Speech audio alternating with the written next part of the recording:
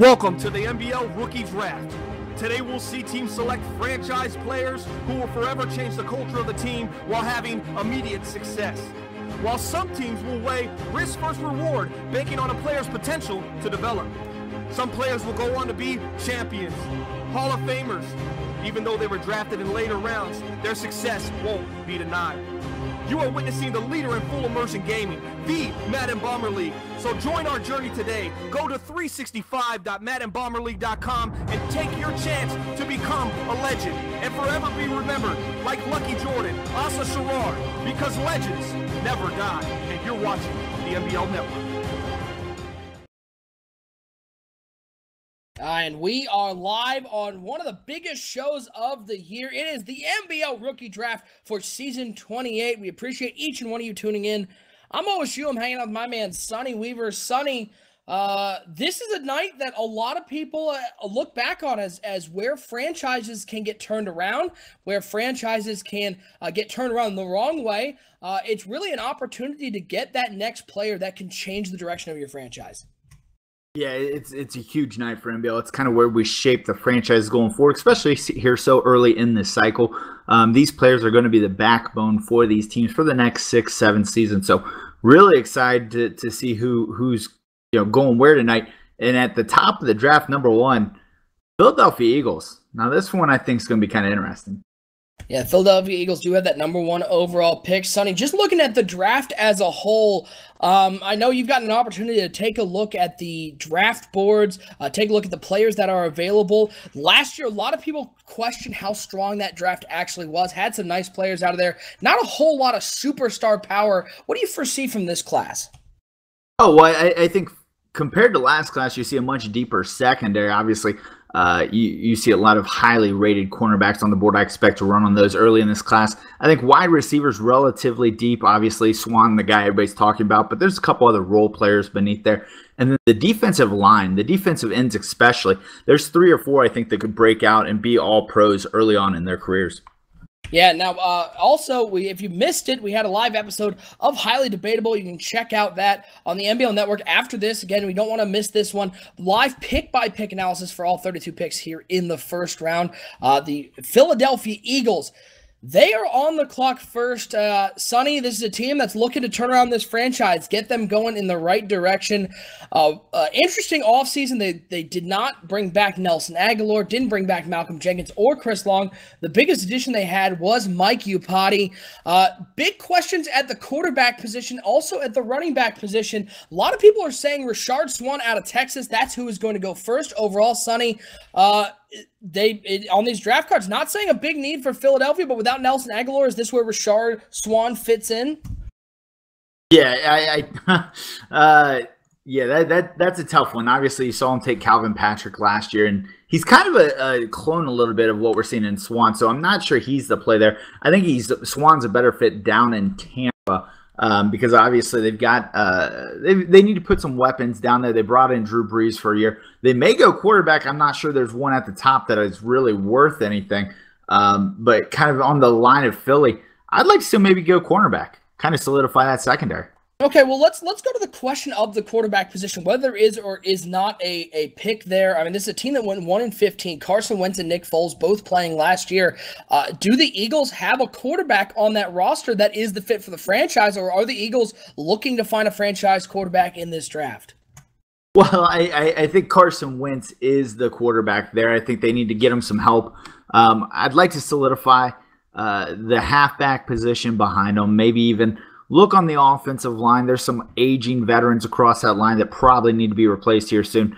But yeah, take the pressure off Wentz. Try to get him a running game. Obviously, got him Calvin Patrick. Another wide receiver at some point in this draft isn't out of the question. I just don't think the play is here at number 1. Yeah, I mean, the other big question, I mean, this team moved the ball fairly effectively last year. I mean, 18th overall in passing yards, struggled to run the ball.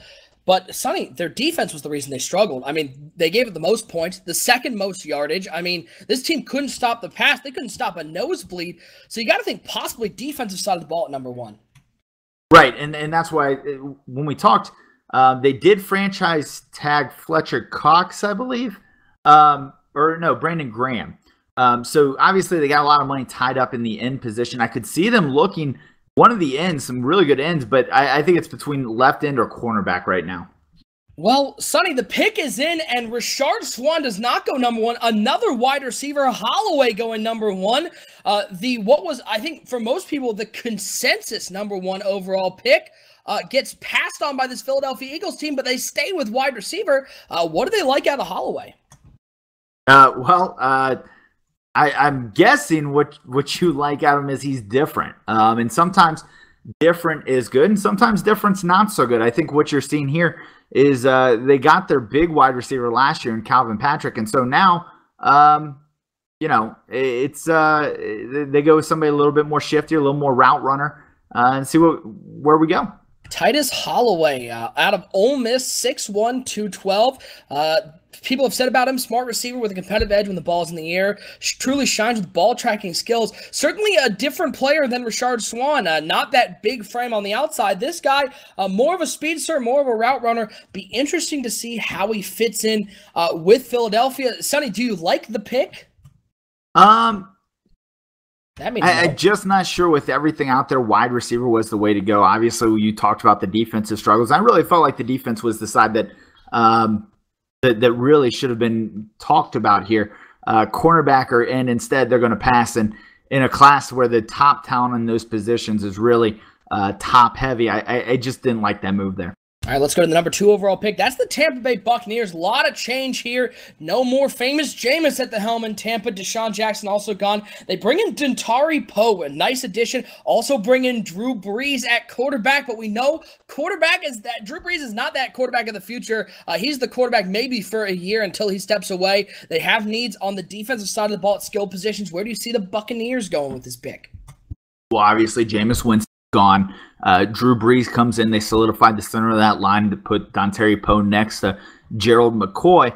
I like the addition of Eric Rowe. I think they could use another cornerback down in I could see them going with one of the cornerbacks early here. Quarterback, maybe a little early for that. Running back, I also think is a little bit early. So I kind of look for them to go end or cornerback. And you're going to hear me say that a lot because I think that's really the value of this draft is end or cornerback. You've got some really good ones. I think Denard Phillips could be a great one. He's not the fastest guy in that cornerback class. There's some really good speedsters, but I really do like Phillips out of Pittsburgh to go here to Tampa. Tampa Bay coming off a 2-14 season. Sonny, a team almost the flip of the Philadelphia Eagles. This team's defense wasn't as bad as I think a lot of people thought. They did struggle to stop the run, which is what Dontari Poe can do, solidify that middle of that line. But this team could not score, averaging 12 points per game, worst in the MBL. Passing, they were okay. They were top 15 passing, but they could not run the ball. Is that because they didn't have the running backs, or is that because that offensive line wasn't where it needed to be? Well, the running back was an issue there. I believe Doug Martin may have been let go as well, so they could be on the look for a running back. I just don't think 2 is the right place for them to go running. Yeah, Doug Martin now in Houston. The pick is in. They do go cornerback. Sonny, we were 100% correct. Which is the opposite of what TFA does when he's on the draft specials. They go with Lawrence Wynn out of Auburn, 6'3", 206. This guy projected a top 10 overall pick. Big guy at 6'3" for cornerback, but he has the speed, has the quickness. This guy, I think, is a stud. Sonny, what does he do for this Tampa Bay defense? Well, they give him a big physical presence on the outside. They've got a 6'3" cornerback, almost unheard of. A lot of times when you see a tall cornerback like that, you're talking about stiff hips, somebody that can't really shadow a receiver. But with Wynn, that's not an issue. He does that really well. He plays like a guy much smaller when he's going through the breaks with the wide receivers. But really what it comes down to is when he's going for that contested jump ball, he can get up there better than most all the wide receivers that we see coming out. All right, now we go to the number 3 overall pick. Let's head over to the AFC. It is the Baltimore Ravens. This team losing in the offseason, one of their big emotional leaders in Terrell Suggs. No more Eric Weddle in the purple. They bring in Demaryius Thomas, a nice addition to shore up that receiving core. They bring in Brandon Mebane as well. The question for Baltimore is perpetually at the quarterback position. Also some needs to stop the run. Defensive line and linebacker. Sonny, we know that the cornerback position is a deep position. We know the wide receiver position is a deep position in this draft, but not really a need of Baltimore right now. Do you see them bucking the trend and going with one of those interior players? Well, they could, but here you go at number 3, and I'm sure Baltimore wasn't expecting it. They're sitting here in Richard Swan, is sitting there on the draft board. And got a question. I know they brought in Demaryius Thomas, and they've got the second-year man, Atkins, who when he went down last year, their offense really struggled to find a receiver that could go and get the ball. It may be too much for him to pass. I'm not sure that they can pass up on the Swan.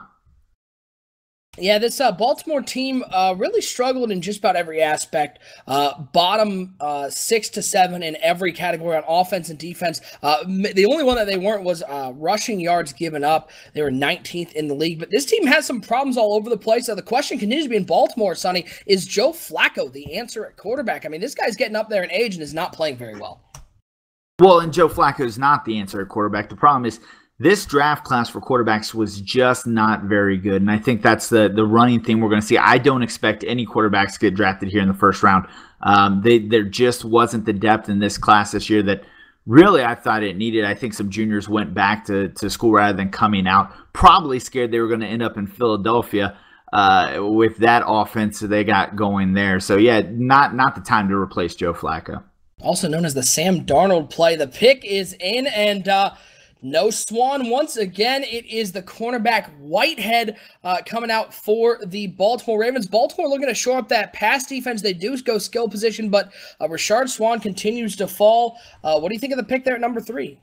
I like Whitehead a lot.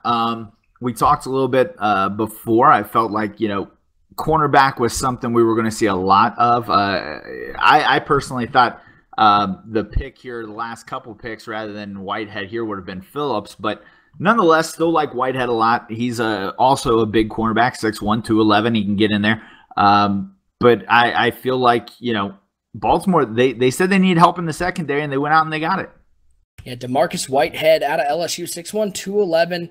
Could be a lot of people saying he might be the best corner in this draft. We will see as we've seen back-to-back cornerbacks go. And let's go to number 4, back to the NFC. And it is the Los Angeles Rams. The Rams, no more Aaron Donald, one of the biggest free agent targets in this free agent market. One of the best players out there. He's gone. No more Mark Barron as well. They bring in James Devlin. They also bring in Eli Manning. Very interesting. Looking at that quarterback position, Jared Goff has been rumored to be on the block. Jared Goff has not been the ownership not been a big fan of Jared Goff.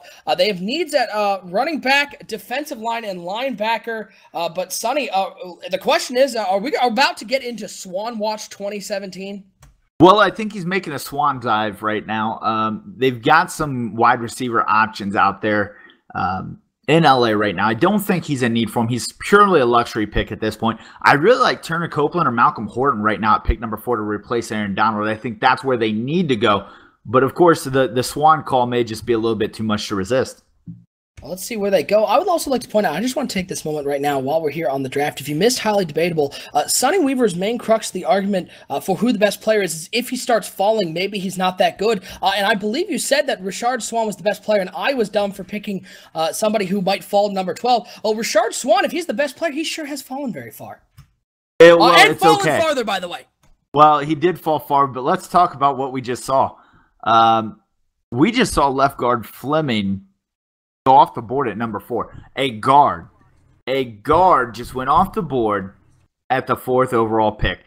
That to me is a reach. Guards are one of the lower paid, lower valued players in general. One of what you consider the least important players on a team. And now we just had a guard go in the top 10, or excuse me, top 5. Top 5, top number 4 overall, Griffin Fleming out of Wisconsin, 6'3", 313, a big dude. We'll see what he can do for this Rams rushing attack. They struggled to run the ball last year. We'll see what they can do. But Sonny, you're saying that you don't like the guard pick at number 4. Yeah, I'm not. That guard pick is rough. I get it. Fleming, he's top. He's one of the best. One of the best guards in this class. One of the best linemen in this class. But I just feel like when you get an opportunity here. With this pick, you've got Aaron Donald gone. You've got 2 great defensive end opportunities, and you let them fall. I'm not sure about that. Let's go to number 5. That's the Jacksonville Jaguars. Great offseason for the Jaguars in terms of signing. They went out and spent some money, brought in Eric Ebron, Jake Ryan, J.J. Wilcox. Their losses, no more Dante Fowler, no more T.J. Yeldon, but this is a team that has needs in the secondary, also an offensive line to help out that rushing attack with Leonard Fournette. But, Sonny, we know owner unisolated, big fan of big, tall wide receivers, threats in the red zone. The Jaguars don't get there a whole lot, but Swan has that breakaway speed to get them there. So at number 5, possibly an opportunity for Swan to go, but what other options are there at number 5?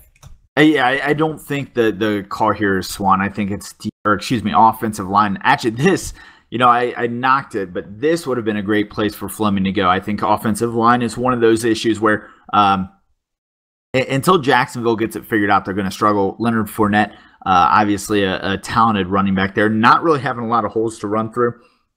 Secondary is really short up. They don't need a cornerback. I think there's still a cornerback left that they could go here.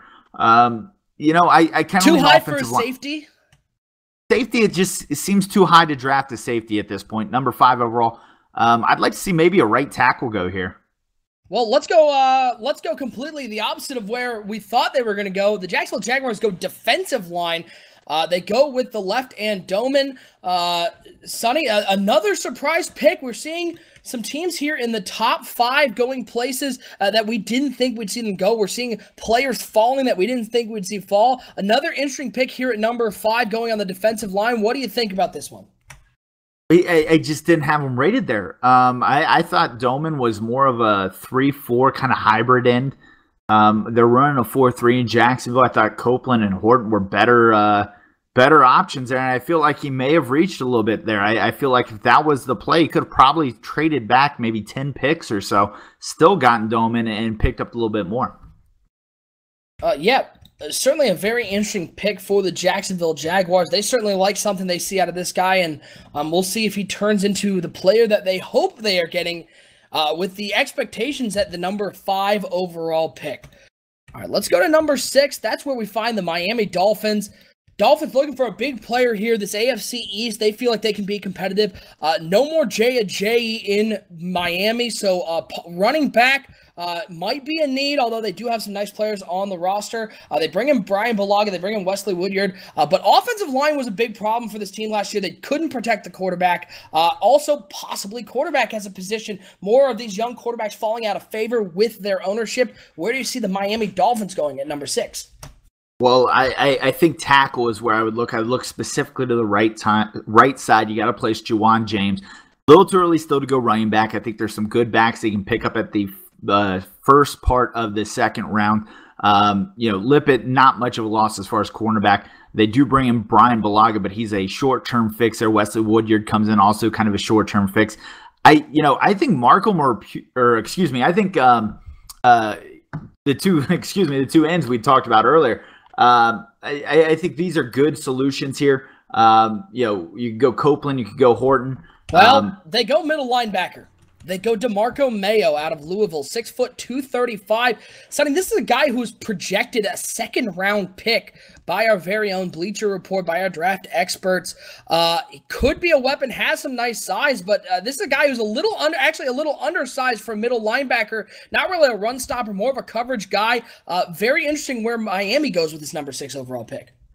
Yeah, this draft right now, I'm not sure anybody could have projected this. They're all over the place. I think Mayo at earliest was going to be a early second round pick. I had him in the third round as well. I felt like he's a kind of a runner, but he can move, he can cover, but he's going to get eaten alive, I think, by some of these bigger guards that get upfield. He's got to be able to shed those blocks. Don't think it's going to happen. A lot of reaching going on here in the top 6, but here we go. Pick number 7. This is where I think Swan's going to go here. Demaryius Thomas gone. Look for the Broncos. Yeah, Broncos, not really a big player in free agency. Basically, they only contributed players. No more Shane Ray, no more Bradley Roby. They have a need at wide receiver. This seems like a match made in heaven, Sonny Weaver. For sure. This is going to be interesting. Did I catch mid-drink? You did give me mid-drink, but I hot-potatoed you. I'm sorry. Oh, you're good. You're good. I'm happy. We're good. Bradley Roby, not nearly the loss that the Browns would have you think based on that contract. I think the number 3 cornerback. There are some cornerbacks on the board that if you want to start planning for life after Talib and Harris, that wouldn't be a bad play. Some good defensive linemen, but I think Swan's the play here. You get a big wide receiver out there to throw the ball downfield to and see what happens. Well, let's see where those Denver Broncos go at number 7. A big need at wide receiver. This team needs a playmaker on the outside, and they could have a match made in heaven with Rashard Swan, what most people thought was the number 1 overall pick. What Sonny Weaver said was the best player in this draft, and guess what? He falls once again. They go offensive line. They go with the center, Luck, shoring up that offensive line, Sonny. They don't go with a playmaker. They had needs at playmaker. Maybe Rashard Swan just isn't as good as you thought he was. And what's interesting about that, and I'll hang out here with you, neither is Horton, the guy you were talking about. He looks like he's going to 12 because Swan is not getting out past San Francisco there. So we're good there. We know that's good. So Swan will go before your boy. But anyways, talking about Denver taking a center with the 7th overall pick, not a good call. NBL has never been a league where we've seen this many offensive linemen and kind of crazy picks go in the top 10. I'm not sure what's going on right now, but what I will go out on a limb and tell you right now is with Andy Dalton out of Cincinnati, look for the Bengals to take a quarterback. I'm thinking it's going to be Adcock from Clemson. Yeah, Cincinnati at number 8. Big needs at quarterback. Sonny, you're the former owner of the Cincinnati Bengals, so you sort of know where they are personnel-wise. Is Andy Dalton really that big a loss?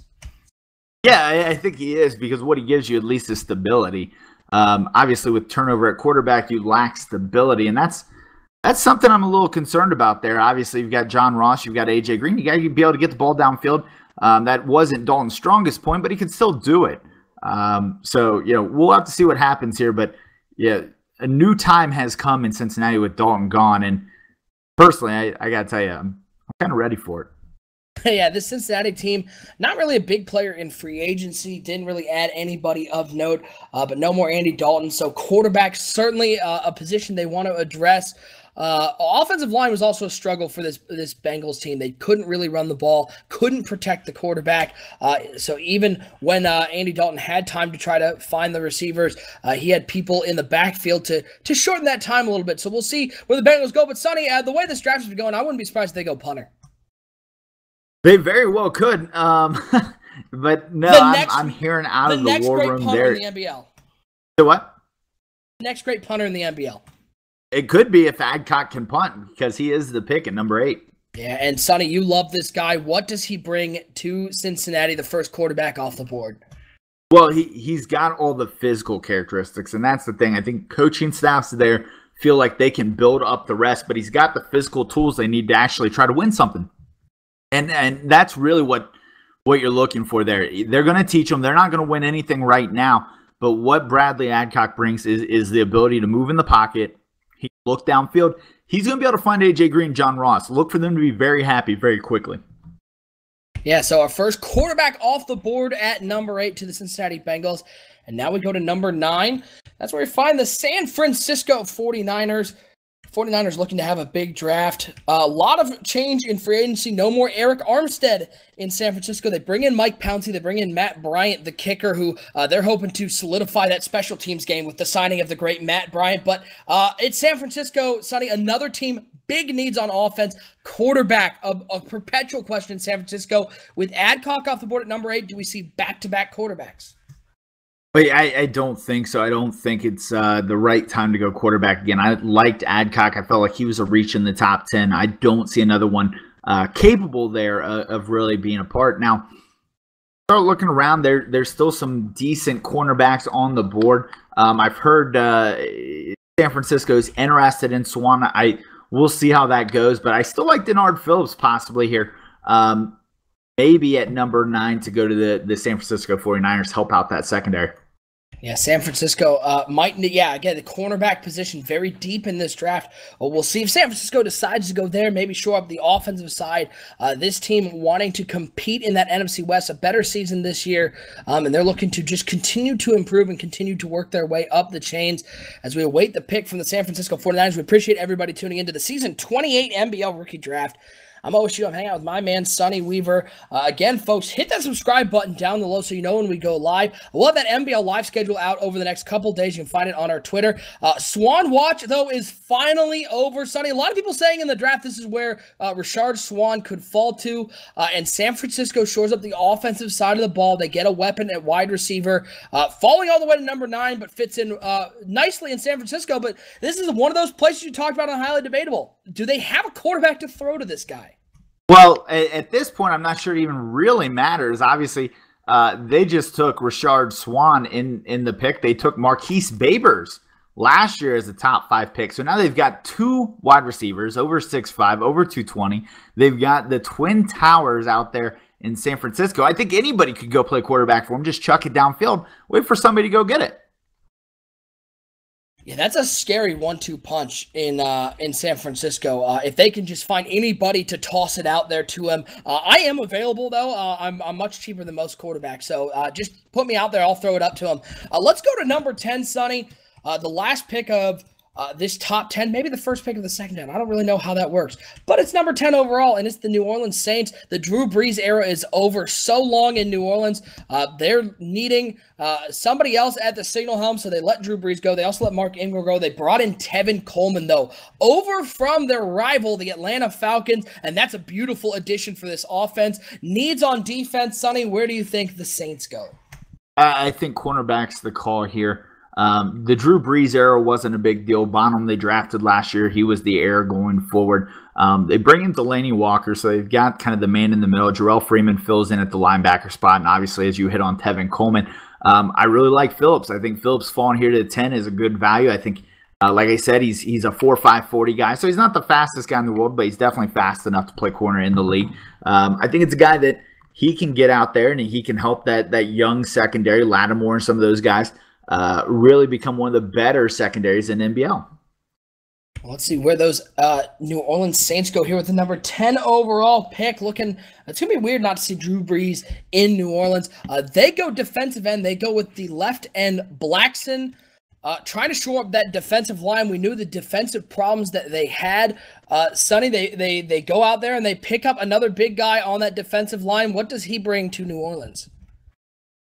Well, he's a solid player. Again, I look at the draft board and I see Horton and Copeland, who I had rated higher, still sitting on the board, and a little surprised that they went with Blackman. I think he's a guy that's going to need some work getting to the passer. I think he's got a couple moves. He needs to add a few more to his arsenal if he wants to get there. Good run defender, solid. I graded him out positively. I thought first round grade was definitely possible for him, but here in the top 10 just seems like a little bit of a reach to me. Let's go to number 11. That's where we find the Green Bay Packers. Tough division to play in. Green Bay needing to hit on these picks to keep up with the talent that is in the NFC North. Free agency, no more Jake Ryan, no Ty Montgomery. They bring in Chance Kubik, but this is a team that wants to build through the draft. They have needs, especially on the offensive line, with those pass rushes in the NFC North. But we've seen some offensive line go off the board already. Maybe some reaches there. Also a need at linebacker. Where did the Green Bay Packers go at number 11? Packers have some issues. Houston, we've got some problems. They really didn't bring no, we're talking about Green Bay. We're not talking about Houston. We're not there yet. They would be at 12, but unfortunately you took over for that. But anyways, Crosby being gone, obviously a reliable kicker is always tough to replace. But T.Y. Montgomery, or as they call him, Ty Montgomery. Yeah, I don't think anybody calls him T.Y. I think they call him Ty. Yeah, you know, all these guys with the letters, it gets confusing. Jake Ryan, the loss in the middle. I like the defense to get shored up a little bit. I think tight end, this would be a little early for them. Offensive line, there's still some really good tackles on the board here. I could see one of them going here. I like the right tackles. There's 2 of them there that would be perfect fits for Green Bay. But I think it's a little too early for tight end. So let's call it a tackle here for the Packers at 11. Let's see where those Green Bay Packers go. Again, they have to compete with some great teams out there. The Detroit Lions, of course, the defending NFC North champion Minnesota Vikings. The Chicago Bears team continues to play well in that division. 4 teams in that division vying for only a couple playoff spots, and the pick is in, and they do go with tackle. Sonny, they go with the right tackle, Pugh. What do you think of the pick? I really like the pick, actually, and that's kind of where I was hoping they would go. They've got an offensive line that they've turned over Balaga here in the last couple of seasons, and They just need to solidify it, and that's the thing. They had to solidify the offensive line. You've got Aaron Rodgers here for another year or two, and you've got to give him time in the pocket. I know he's great outside the pocket, but nonetheless, you got to let the guy throw. You can't risk him getting hit, so I like this pick a lot here at number 11. All right, let's go to number 12, and this is the awkward part of the show where I talk about myself in the third person. The Oakland Raiders at number 12, first of 2 picks here in the draft. Free agency, no more Urban. Marshawn Lynch never really gained that spot from Jalen Richard. Also, Sean Smith, the veteran cornerback, is out. They bring in some pieces, Charles Johnson, Travis Benjamin, but defensive line, a major need. Sonny, where do those Oakland Raiders and the owner that is oh so smart and beautiful go?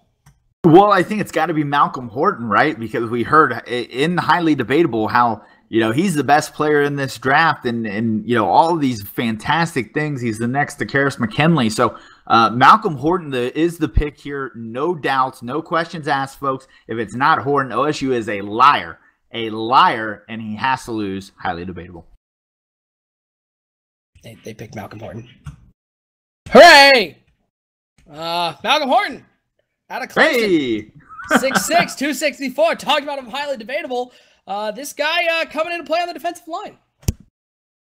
Hey, and it's a great pick. I liked Horton. I personally found myself kind of getting the edge to Copeland. I felt like he may have been the better pass rusher earlier in his career, but Horton's a great pick for you. I think you would have been fine with either of those. I thought both those guys would be gone in the top 5, so to get either one of those guys at 12, very impressive there for Oakland.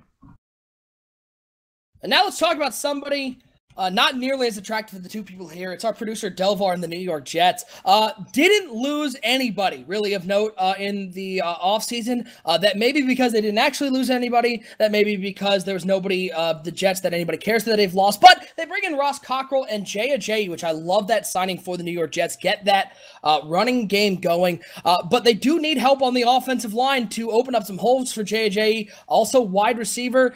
We've seen a lot of offensive line go early, which we usually don't see. Where do the New York Jets go with this pick? Well, I think they've got to go wide receiver. You've got 2 great wide receivers sitting there at Beckham and Ross. I loved the pick of Jay Ajayi in the offseason. I feel like, you saw what a good Matt Forte could do there for him last year, kind of carry the team. I think that's what they're going to expect Ajayi to do for him this year, but do it better. They still have to have some weapons on the outside. They just lacked weapons last year that were able to get open downfield. A lot of the sacks they took were coverage sacks, just no one open. So I think either one, Beckham or Ross, both running blazing 4.3 40s, would be great picks here to kind of take the top off the defense and get that 7th, 8th man out of the box.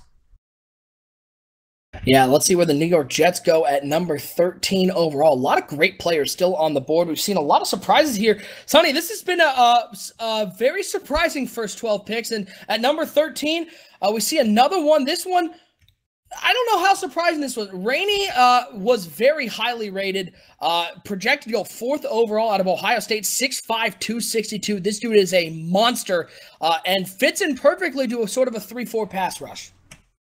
Yeah, and I'll be honest with you, I like the guy a lot. I thought, to the right team, this guy could be vying for Defensive Rookie of the Year honors. I think he's going to do really well for the Jets. And I think what this tells you is the New York Jets are basically saying, we're going to run the ball and we're going to get after the quarterback. And so this pick solidifies that. They're not worried about putting up big, gaudy offensive numbers. They just want to get after the quarterback, and they're going to run the ball, and they're going to shorten the game and try to win games that way. And in that division, I think it's going to work. Let's go to number 14 overall. That's where we find the Arizona Cardinals. A real nice season by Arizona. One of the better teams, one of the more surprising teams having a great season. Owner JY. No more Mike Upati. Also no more Carson Palmer at the helm. They bring in wham, bam, thank you, Cam Newton coming into Arizona. That is one of the bigger signings. Thought he was going to be going to Minnesota, but he comes into Arizona, and Cam Newton is looking for a fresh start after being kicked out of Carolina. So needs that offensive line to protect Cam. Also needs that cornerback to stop the pass a little better. Where does Arizona go at number 14? Well, key losses, that right there. Somebody should be fired. The key loss, Larry Fitzgerald is gone from Arizona. I got to wonder who out there is going to play wide receiver for him? You know, he's gone 2 years ago, and they've still never been able to replace him. And I know it wasn't this season, but nonetheless, the guy is irreplaceable. So I think wide receiver is a call. We talked about him last one with Beckham and Ross. I think cornerback, you've got 3 really good cornerbacks still on the board here, and you always ask who's on the opposite side of Patrick Peterson. Well, it could be Denard Phillips, it could be Margarito Berry, it could be Fernando Lewis-Jean. I think that any of those guys would be great across from Patrick Peterson. Well, they do go wide receiver. They go with the wide receiver Ross. Interesting, Jay Ross, not John Ross from Cincinnati. Not nearly as fast, but a speedy wide receiver out there for the Arizona Cardinals. You like the pick? Yeah, I like the pick a lot. I think that guy's going to be a star out there. Like we talked about, that 4.3 40. He's a blazer. He's going to take the top off the defense. Cam Newton's got the big arm out there. He can buy some time. I know offensive line's still a concern out there. He can roll out. He can make some people, basically miss in the open field.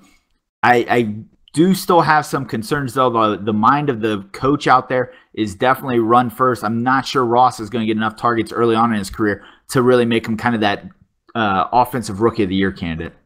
All right, let's go to number 15 overall. That's the Dallas Cowboys. No more Randy Gregory, no more Cole Beasley. 2 big losses for this team. They bring in Jalston Fowler, but this is a team wanting to make a splash in the draft. They have needs on the defensive line. They also have needs at linebacker. They want to stop the run better. This team needing to shore up the defense. Where does Dallas go at number 15? Well, Dallas, they were the recipient last year of my worst draft of the year. They went with the tight end who really didn't even play all last year. So you never know with them. I think Turner Copeland's definitely an option there on the defensive line. They've got some good guys there, though. I think a value pick is one of those cornerbacks we've talked about. Middle linebacker is not impressive in this draft. I don't think you want to go there yet. If I had to put my money on something, I'd probably lean Turner Copeland with outside odds, maybe look into one of those cornerbacks. Let's see where Dallas goes at number 15 overall. As we've reached, we're getting near that halfway mark of the draft. Sonny, this one, a lot of surprise. Starting to sort of file down, though. We're seeing a lot of picks sort of where we expect teams to go. Are we going to see some real talent falling down the draft board with so many surprises in the early part of the draft? Well, that's the thing. You know, I talked to one owner before the draft. One owner that got out of the first round, and they were concerned that there wasn't going to be value towards the back end of the first part of this draft. And now when you look at it, there's definitely some serious value there. Like I said, there's still 3 very good cornerbacks on the board. There's some good pass rushers. We haven't even talked about this defensive tackle class, which I think is one of the best we've seen in NBL. There's 4 first-round graded defensive tackles. There's going to be a lot of talent there at the end of this draft. Well, they do not go cornerback. They do go defense, though. They go with the outside linebacker, Deku, Sonny. Linebacker was in need for this Dallas Cowboys team. They wanted to shore up, protect against the run, and they get a really big run stopper in Deku. Yes, they do, and that was an interesting pick. Obviously, their linebacking core is relatively weak. I think defensive line, they could have even gone defensive tackle there, maybe gotten a little better value, but what you're talking about in that division is a really a bunch of guys that like to air it out. So you got to make sure you have coverage linebackers. I'm not sure Kuda is going to be that so much, but I think he can learn that in time. I think he's quick enough. I think he can get in coverage. So I'm not going to call it the worst pick of the draft so far because we've seen some head scratchers, but that's one that's just a little bit of a wait and see. All right, now we get to it's me again, isn't it? Hey-o. Usually we vamp at this point, but I don't know how to vamp about me. Sonny, vamp about me. Go and dance. Oh, I'm dancing right now. You guys can't see it. It's really good. I'm dancing very well. Sonny, we were missing the camera. Yeah. Well. Oh man, I'm sorry. I forgot to screw that up. So, anyways, let's talk about it right now. So, I got the owner here on the line with me. Hi. Let's talk about it. We saw you go defensive line earlier. I think it's a little early still for tight end, but you've got 3 choices at cornerback, 3 good choices at cornerback that, with the departure of Sean Smith, I think would be a value pick here. And I'm guessing coming in at pick 16, you didn't think you would have that choice. No, I did not. We still definitely have line. There's some great defensive tackles out there, but if you'll excuse me, I'm just going to go ahead and make my pick. The suspense is killing me. Oh boy. It's cornerback. It's the cornerback. And I decided to go with the French name because I like it. Fernando Luis Jean. It's like Spanish then French. It's real nice.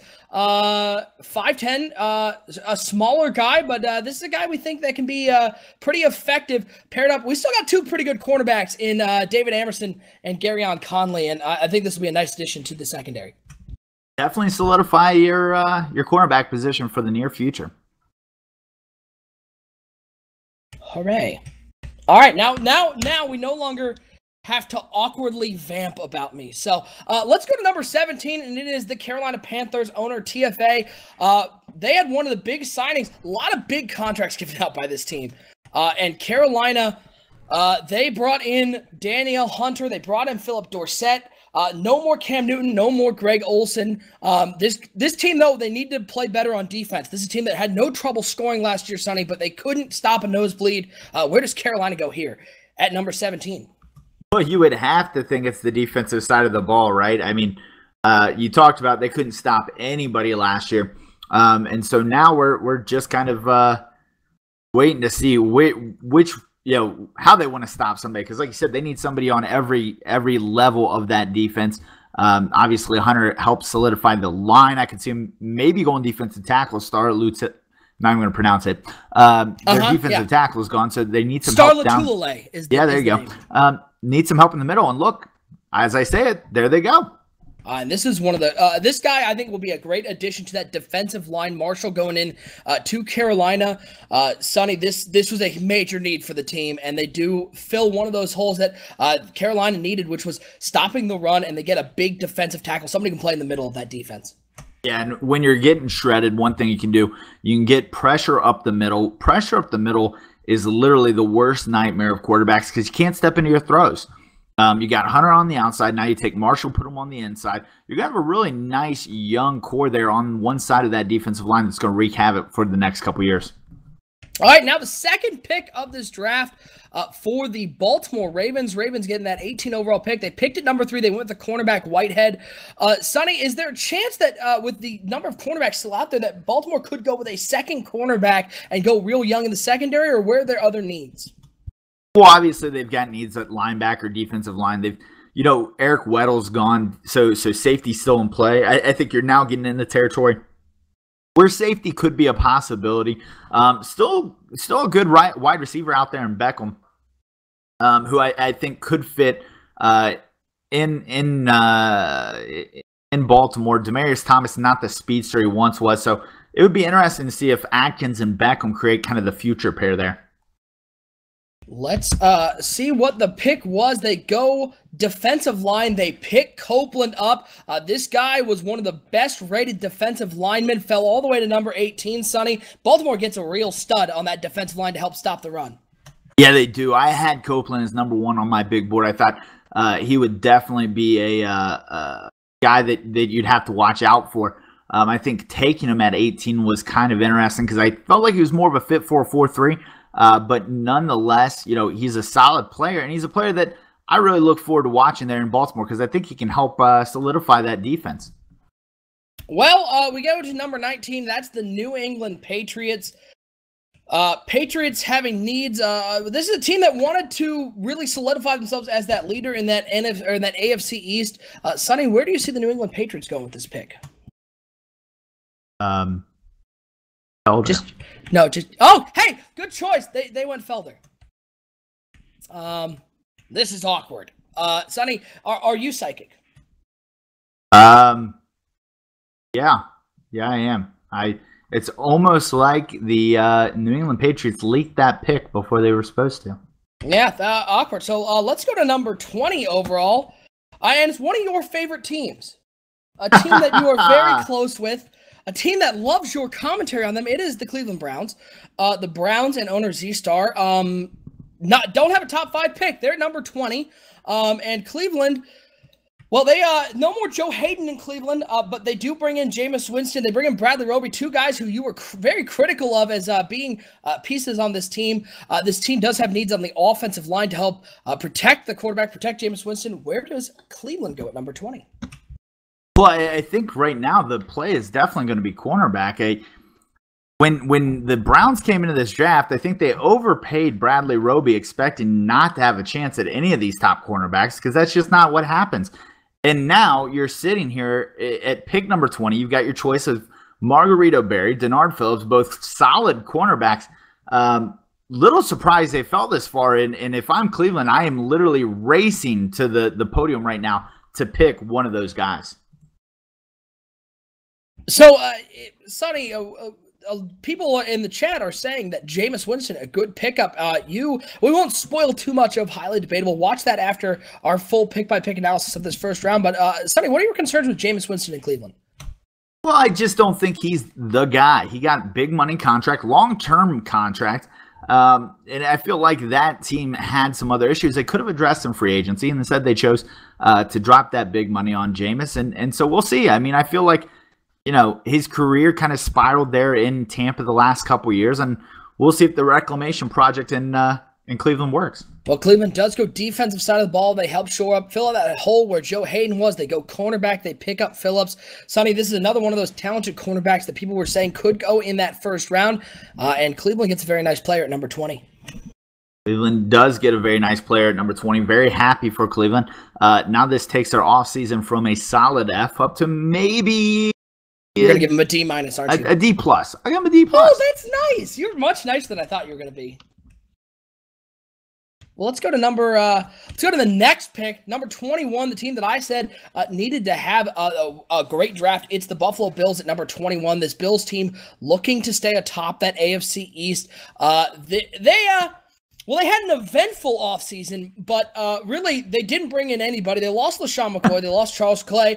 They were talked about in with a lot of players. Tevin Coleman didn't get him. Hunter didn't get him. So this is a team that has possible needs at defensive line, but offensive line and running back, especially without LaShawn McCoy. 21, could we see a running back go off the board finally? It's possible. There are some decent running backs here in this draft. I like a few of them here. It's a little late. I think safety, there's some good values at safety right now. If I'm looking running back, Anton Walker out of Louisville, he's a power back. McIntyre, power back. Really, if your running style doesn't fit power backs, this wasn't the draft for you. Not a lot of speedsters in this draft. So a lot of it will come down to what the philosophy of the offensive coordinator is. Yeah, we'll see where Buffalo goes.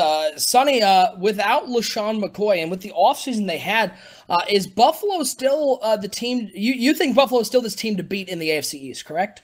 Yeah, I like Buffalo a lot in that division. I think they're going to be tough. I think they're going to be tough going forward. Well, they go halfback. We see a halfback go off the board, Sonny. It is McIntyre. The first halfback goes at number 21, looking to fill the shoes of Shady McCoy. Sonny, this is about where we see halfbacks going in the draft these days, and they might have a star on their hands in McIntyre.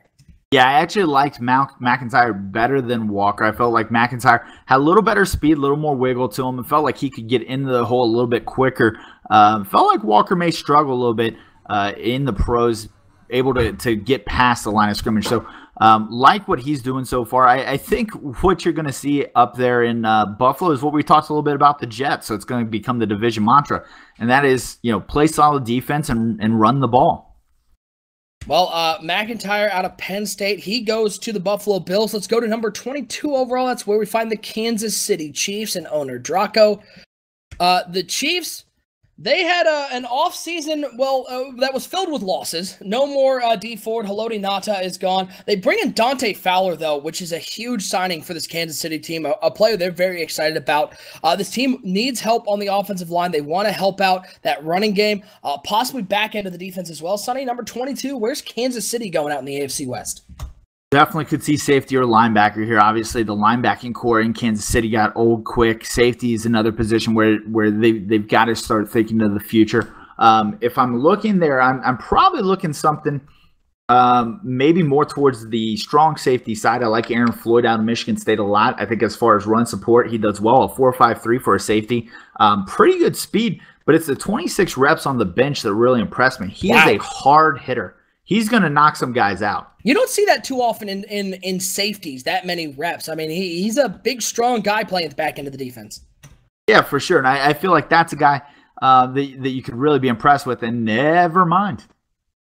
Oh boy, this is going to be fun to call on MBL Live. James Trzelczyk going at number 22. I'm going to say that's pronounced correctly because he can't tell me otherwise. Out of Notre Dame.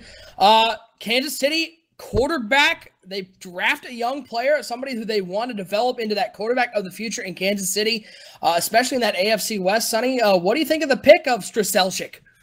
Also, by the way, it is misspelled on our card.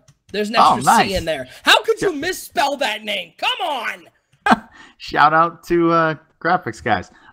You know, I put on the tape and I wasn't really impressed with this quarterback class up and down the line. I thought, you know, a lot of these guys were second, third round guys or projects. You know, you look to Kansas City, you got Patrick Mahomes there. You feel like that's a guy that, you know, he could be the guy in the future. I'm not sure how I feel about this. I feel like they definitely could have tried to improve that defense. You're playing the AFC West, some really strong teams out there. That's one that's gonna take some time to figure out. Let's go to number 23. That's where we find the New York Giants. No more Brandon Marshall in New York. Also, Eli Manning, who had fallen out of favor with ownership. Davis Webb starting at quarterback for the New York Giants. So no more Eli. They bring in Bruce Irvin. They bring in Patrick Lewis. This team has needs free safety, also offensive line helping to protect this quarterback. Sonny, this is a team, there's rumors that they're worried about their time running out. They've been close, but they haven't been able to get to a Super Bowl. What player can they draft here that might be able to get them over the top? Well, what I've been hearing out of the Giants for the last couple of days is they wanted to go wide receiver. They were looking more towards the mid-rounds to secure that, but now you look up at the board, and Beckham is sitting on the board here at pick number 23. Never in their wildest dreams could they feel like that was a possibility here. If Beckham doesn't go here, you know he's not coming back around. I think the Lions at 24 would be a good place for him as well. And so I think they're thinking long and hard. It's not an area of need per se.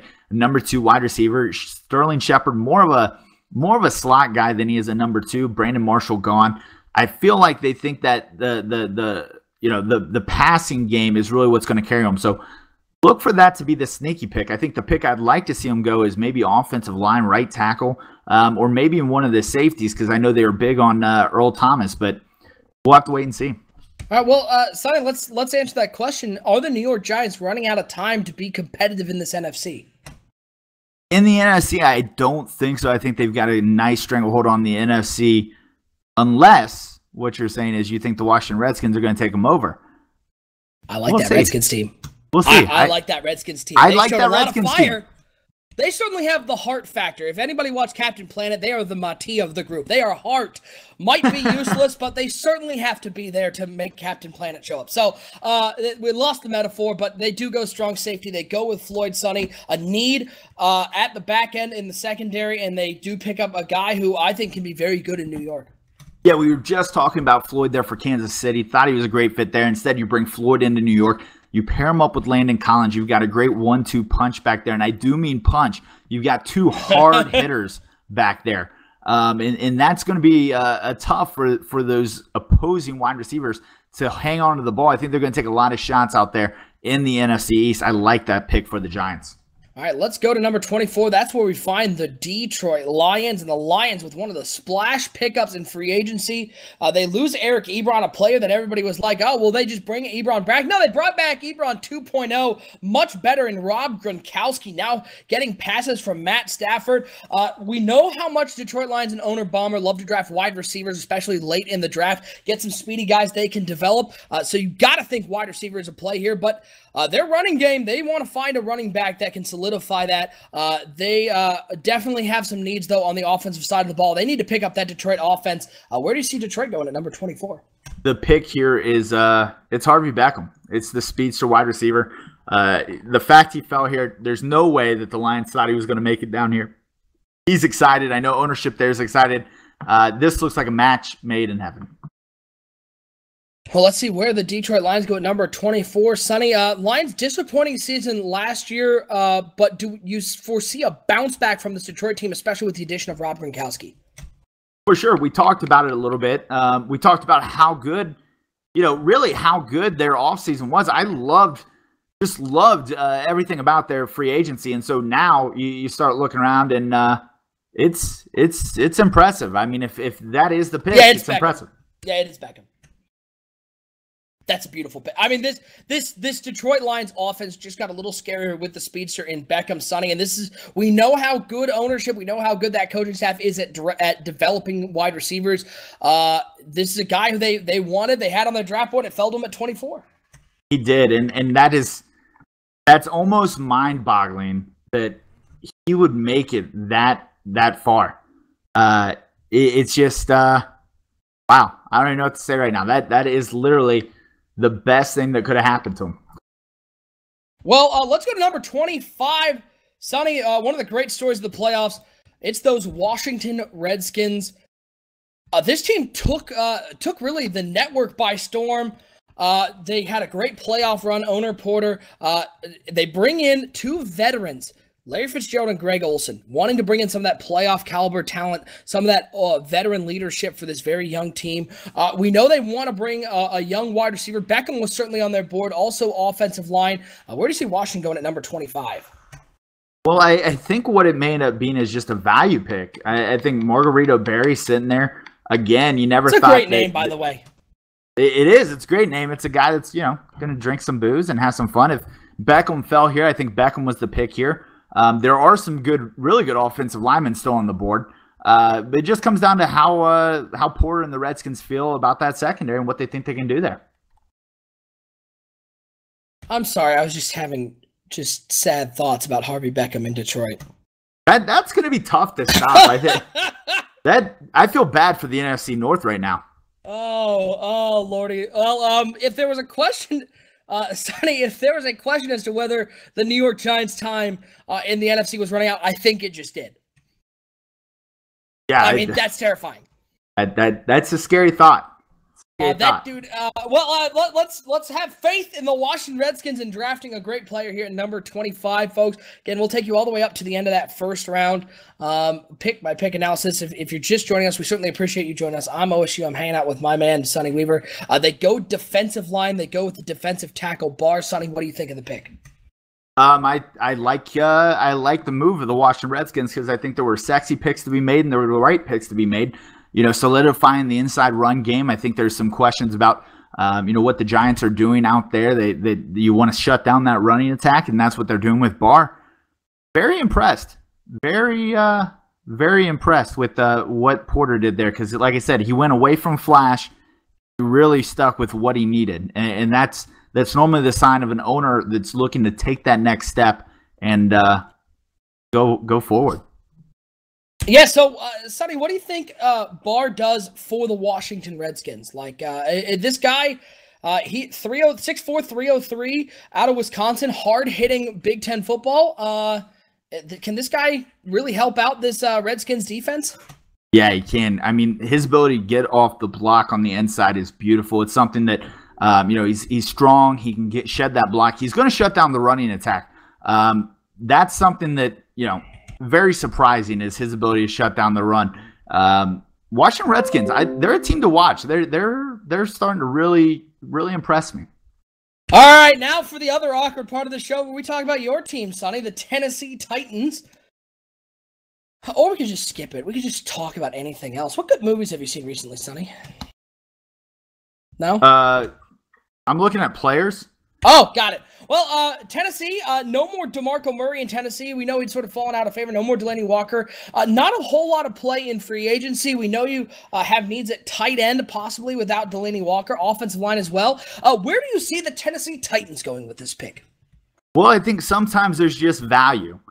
And when you see good value, you go out and you take good value. And I think that's what you may see here from the Tennessee Titans. Sounds remarkably vague, Sonny.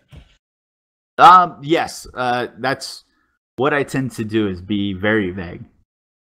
Incredible. Well, just to let you know, Rashard Swan is not available. You can't take him at 27. Well, then I need to rethink what I'm doing. Got to find someone else on the draft board. You got to keep that draft board updated. You can't just have it set at the beginning and just look at it because we've had a lot of players go off the board, folks. Again, we appreciate each and every one of you tuning in. Hit that subscribe button down below. Also, follow us on Twitter at Bomber League. We'll release our MBL live schedule in the coming days. You'll be able to see that full schedule on the Twitter at Bomber League. Or, again, just hit that subscribe button. You'll know each and every time we go live. So you don't want wait. You don't want to miss out on any of those shows, Sonny. Our MBL live shows. They're a lot of fun. We should have some great games on the schedule this season. Yeah, I think MBL live games like the MBL live draft, very, very good production, and I personally have a little pull in my heart about the last MBL live game I was on, but nonetheless, it was the game of the year. So hey, that's cool. Hey, Sonny, why don't you pick? We had this last year. This happened last year while we were on the draft, but it was my pick instead. Yeah. Okay. Well, so I guess. Great. This is the pick we have to vamp on. Is the one that is yours. What other vague things can you tell us about the pick? Well, he's picked. Hey, there you go. He's picked. You picked the guy with a great name in Margarito Berry. What do you like about this kid? Well, what we like about him is we're going into contract negotiations with Logan Ryan this coming off season, and we're not sure where those stand right now. So we feel like Barry's a guy who can play inside and outside. Obviously, we have Adoree Jackson. We feel like Barry's going to be in play to start as a rookie at slot. It was one of those things where, we had no intentions of going cornerback in this draft, but when a talent like Margarito Berry falls to you, you got to jump on it. I'm going to ask our producer, so I hope he's paying attention. Did we have a draft card for Barr? Okay, so that is why people didn't see the Redskins pick. We didn't have a draft card made for Barr. It was such a surprise. We didn't have one made up for him, so maybe a little bit of reach at 25. Let's go to 28. We actually going to talk about the New England Patriots this time. Following directions correctly, always good in New England. Second pick for this New England Patriots team, Sonny. We saw them pick back at number 19. They went with the right end Felder. I will be incredibly impressed if you can select who they're going to pick at number 28. Well, good news so far. They haven't picked yet, so positive. No leaks coming out of the war room right now. New England's an interesting team. We talked about them needing to kill this draft to have any chance of really regaining the title there. I think Jimmy G's the guy there, so quarterback's not really needed. No wide receivers. They took defensive line, so right now, I think tight end's a value play. I think there's tight end here on the board that I'd probably be looking at. Maybe Griffin McIntyre. Yeah, you looked at it. You cheated. Oh wow, no, I didn't. Wow, that's awesome. Well, congrats. So Griffin McIntyre. Is, no more Rob Gronkowski in New England. That's big shoes to fill for McIntyre, but this guy, one of the best tight ends in the draft, he should be very good in New England. Sonny, what does he bring to the offense? Well, he's not a blazer, but he's going to get inside the zones, and he's really going to do a good job of sitting down and helping his quarterback out, and that's what they need there for Garoppolo. They're not an offense that stretches vertically with the tight end so much as working the underneath, and I think really, in this offense, he's a good fit. I didn't like him in anywhere that they were going to ask him to go vertical. But here in New England, he's going to be good, very quick. All right, let's go to number 29 overall, Sonny. A team you're still having nightmares about. It's the Los Angeles Chargers. First of all, you okay talking about them? No. Pass. Pass. Okay, well, we're going to have to find something else to talk about. You know what? We're just going to blow through it because I like making Sonny uncomfortable. The Los Angeles Chargers, with that great win over the Titans, falling just short of the Super Bowl this season. No more Phillip Rivers in San Diego, so quarterback definitely needs Sonny. Is there a quarterback still on the board here at number 29 that LA could go with? I said San Diego once, but I'll count that as LA. Yeah, so quarterback, there was more of a run. I actually thought that they were going to find a quarterback here at the bottom of the first. Haynes Dunn's about the only one I think you could look to. Kind of had a down pro day. It was not really what scouts wanted to see. And so, I just think quarterback here would be a reach. I'd rather wait till the second for him.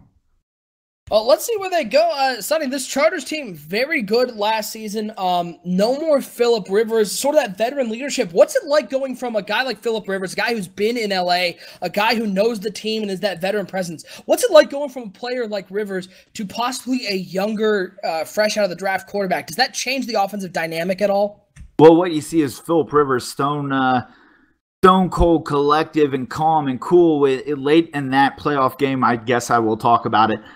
Putting the ball into coverage, trusting his wide receivers. And so, a rookie's going to have to learn to do that. But at the same time, rookie doesn't get that kind of leverage that you see there for Phillip Rivers. Oh, we will see where the LA Chargers go at number 29. Actually, my new plan, Sonny, because I know I mess it up during the season with the Chargers and the Rams. My new plan is just to say everyone's from LA, and I'm bound to hit it every once in a while. Yeah, just keep yelling it. You'll be fine. Yeah, shout out to the LA Patriots. They're going to be good this year. Love those guys. Let's see where the Chargers go here at number 29, folks. We're nearing the end of our broadcast coverage. They go offensive line. It is the center, McDaniel. Sonny, not something we saw a big need of, but the Chargers see something out of McDaniel. Yeah, definitely. The offensive line's got some struggles. They've got Forrest Lamp. They've got a couple other guys, Dan Feeney. They need to solidify it, and I think they get that there. It was a value pick. He was best offensive lineman I still had on my board. I think that's a position where it's not sexy, but it's definitely a position that's going to help the Chargers continue to grow. We're going to head over to the last pick in our MBL draft. Number 30 and 31, the Vikings and the Seahawks both lost their first-round picks due to violation of MBL rules. So we'll go to number 32, and it's the defending Super Bowl champions, the Pittsburgh Steelers. And it's weird to think about the Steelers having needs at all. No more Ross Cockrell, no more William Gay. They bring in Kevin Johnson, but offensive line, they want to keep protecting Big Ben, want to make sure they can get Le'Veon Bell going. Also, cornerback, a position the Steelers have been known to develop.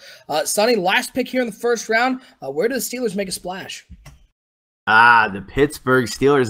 They would have loved to have gotten Margarito Berry, but no, sir. No, sir. No cornerback for you. Offensive lineman, there's still some quality offensive linemen on the board. They did bring in Kevin Johnson, obviously. So cornerback, not as big of a need, but right tackle, Corey Markham, to me, looks like the best player available. He's out of Florida State. 6'5", 315. Great replacement for Ramon Foster. Oh, yeah, Sonny, I heard you rubbing in the fact that you got Margarito Berry. I think that lip's probably just holding up his Super Bowl trophies going, these are more important. I mean, you know who the Steelers are going to get. They're going to get a great player on a great team. Sonny, coming out of the gate, no matter who they pick here, are the Steelers the favorite to repeat?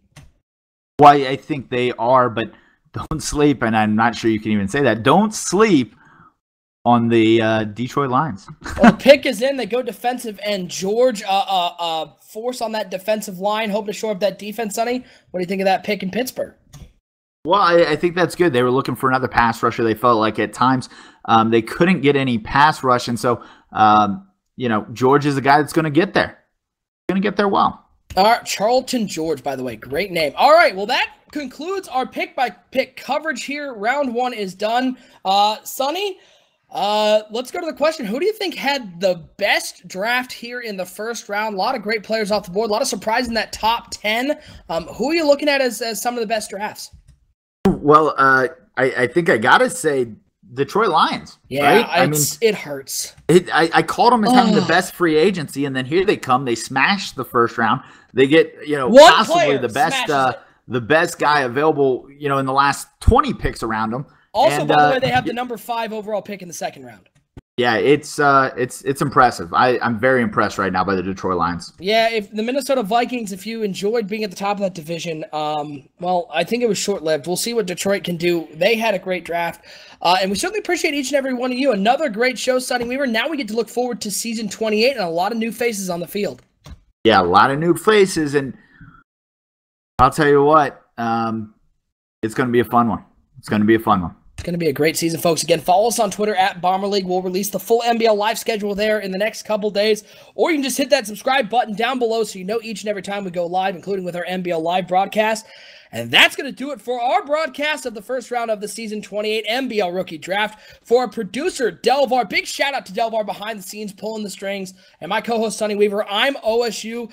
A great night here in the NBL. We'll see you throughout the season on our NBL live broadcast right here on the NBL Network.